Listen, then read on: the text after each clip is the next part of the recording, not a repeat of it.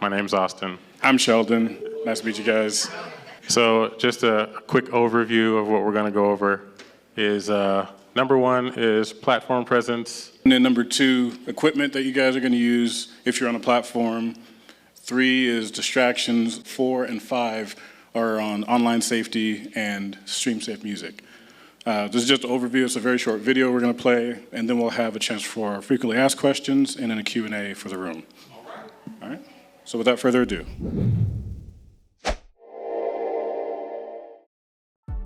Hi, welcome to ESET, or Equipment and Streaming Etiquette Training. You're seeing this training so that you are ready and prepared to present on stage at our church. We send this training to anyone that's going to be presenting or singing on our stage so that we can continue to represent God well and so that everybody is on one accord. Since you'll be on our platform, you're going to want to be familiar with the service run sheet. When we send it to you, please go through it thoroughly. Make sure you know when you're speaking, who you're after, so that you're walking up before there's an empty stage. The reason that we are such sticklers for this type of behavior is because God deserves excellence. Lastly, if you are joining us to sing or play an instrument, you're going to want to be familiar with in-ear monitors. Don't worry if you don't have your own yet. We provide extra in-ear monitors for our worship team. When you show up, make sure you show up on time for sound check. This is your time to make sure that you get a good mix. If you're having trouble, do not be afraid to ask for help. We want to make sure that you can hear everything you need to hear so that you can worship comfortably and confidently. If you're joining us as a speaker, we'd like to go over a few tips that can help minimize distractions. While it is production's job to minimize distractions for you, it is your job to minimize distractions for the congregation, in person and online. As I'm sure you probably already know, over the last few years, online safety for the church has become more and more important. In this segment, I want to take some time to go over some guidelines we need you to adhere to while serving at this church. The MGM Grand suffered a severe security breach that lost them over $100 million in revenue and released their clients' personal information, including social security numbers. And all the hacker needed was the person's name, job title, and email. Our church might not have $100 million in the bank, but there are individuals in our congregation that hold high-level positions, so keeping their information safe is paramount. Popular streaming services like Facebook or YouTube will take action if copyrighted material is detected. For example, a church was cut off mid-live stream for showing copyrighted material. If they would have done that 2 more times, they would have lost their entire channel, including subscribers and all of their content that they worked so hard to produce. With that, I'd like to say thank you for joining us and leave you with one of our favorite phrases. Service comes around weekly. Plan accordingly. We have shown this a few different places, and a lot of the questions that we receive were some of the following. The first one is for speakers. I'm a speaker.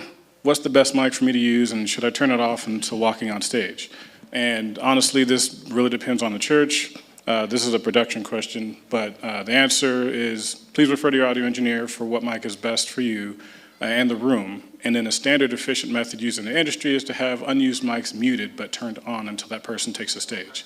If a mic is turned off on the microphone, then anybody in the production booth has no control over that.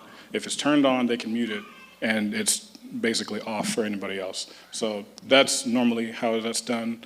You want to go to This actually did happen earlier today. So yeah. that's some of the things that can happen, and it makes for a awkward moment, distracting moment during the service. Yeah.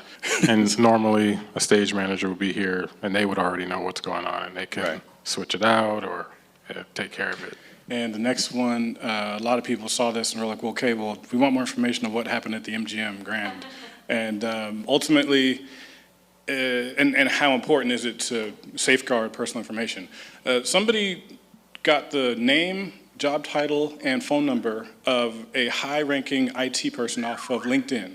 And over the course of 6 days, they hacked in by social engineering. They made a call to MGM Grand's IT and said, hey, I'm so-and-so, and I lost my password. They failed some of their password guesses and still were able to get a new password and logged in, and resulted in $100 million loss of revenue for the hotel chain, and they lost some personal info, including social security numbers. So yeah, names and date of birth, and that's very simple information, but under the right hands, it can do damage. In this day and age, we need to consider those things before saying somebody's full name or, yeah, exactly. Where they're from, Yeah. birthday, all of that is stuff that's on your ID. Yep. Or is very useful in gaining access to your assets. Yep. And then this was the last one, I believe. So what are stream safe tracks that you refer to, and what do they accomplish? So stream safe tracks are professional performance tracks that are meant to accompany a band live and fill in parts that are not present. So we have drums, organ, piano, and when people bring them in, guitar or bass. But if the song has more instrumentation than that, these tracks fill in those gaps. But yeah, if you want to have the full nature of the music, that's a very efficient way to do that. And as the video was talking about, there are resources to get them to where they're not copyrighted. And this is what a lot of churches do. It's nothing new, but not every church uses them or is aware of them. So I have produced a live stream years ago where I was wary that it was going to happen. This isn't music, it was video. It was a TED Talks clip that the presenter wanted to show. And I was like, you can show it, but it's going to shut the stream down. And yeah, within 20 seconds of playing that video, we got a notice and then our live stream stopped. Luckily, that wasn't enough to kill their channel. That church is still, doing live streams to this day, but YouTube doesn't play because they'll get sued if it continues. And they're like, nope, that stuff happens all the time with music and video. So that's why it's very important. So those are a lot of the frequently asked questions that we would get. And now I wanted to open it up to the room if you guys had any questions. And go ahead.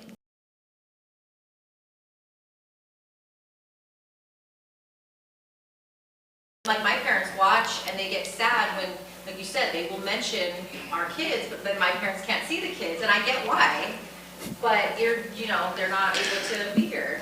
If they're under 18, they will be blurred unless the parents sign a waiver. Yes. When it comes to taking away from the church experience, I've been a part of probably 40 to 50 churches where I've seen how they navigate that. And I've seen it done where there's room for improvement. And I've seen some where I'm just like, oh, that's brilliant. And it's simple. And The church has to ask themselves, why are we streaming? Is it because Joe Blow Church down the street is streaming? Is it because Elevation Church is streaming? Are we trying to copy something? If that's the only reason, then I would say it's a very low bar to set. And you want to make sure that if you're streaming, it's for spreading the message. Yeah, spreading the message. There's people that can't show up, and you want to make sure that they can see something as well. When there's no cameras on, you can kind of get away with a lot more. There still might be certain people that are uncomfortable with certain things, but when there's cameras on and you're basically a live TV program, you have to take some live TV programming classes to make sure that you're going the right direction. Worship arts training. We've been learning this stuff for a few years. So Watt is the company that is now sharing these trainings with other churches as well. Yep. So, Thank you for your time. We'll let you go. If you guys liked that video, follow us for more.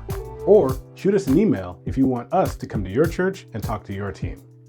To gain access to all of our courses and even more resources, sign up with the link.